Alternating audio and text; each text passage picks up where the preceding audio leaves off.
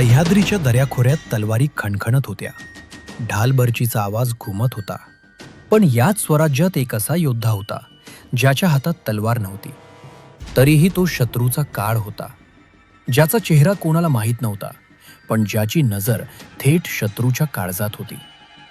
स्वराज्याचा तिसरा नेत्र म्हणजेच बहिर्जी नाईक.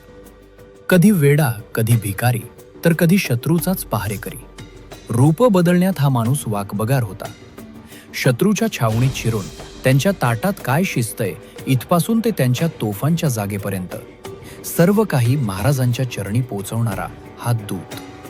समोर मृत्यू उभा असतानाही चेहऱ्यावरचं वेडेपण तसूभरही कमी न होऊ देणारा हा स्वराज्याचा श्वास होता. रात्रीचा किर्र अंधार. शत्रूच्या गोटात उद्याच्या हल्ल्याचा कट रचला जात होता. पण त्यांना काय माहीत, त्यांच्याच खिडकीबाहेर उभा असलेला हा वेडा माणूस त्यांच्या विनाशाची संहिता लिहितोय. एका क्षणात माहिती मिळवली. काळजाचा ठोका चुकला, पण पाय मात्र वाऱ्याच्या वेगानं स्वराज्याकडे वळले. महाराजांना माहिती मिळाली आणि घात करणारा शत्रू स्वतःच जाळ्यात अडकला. विजय झाला. पण या विजयाचा शिल्पकार कुठे होता? तो पुन्हा कोणत्या तरी नवीन वेशात एका नवीन मोहिमेवर निघाला होता.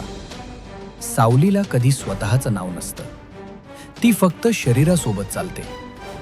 बहिर्जी ही स्वराज्याची तीच सावली होती. स्वराज्य केवळ तलवारीनं नाही, तर अशा अनाम वीरांच्या रक्तानं आणि बुद्धीनं उभे राहिले. मानाचा मुजरा स्वराज्याच्या या तिसऱ्या नेत्राला. जय जिजाऊ, जय शिवराय. आणि शिवभक्तांनो, असेच नवनवीन व्हिडिओ पाहण्यासाठी चॅनलला सबस्क्राईब करा.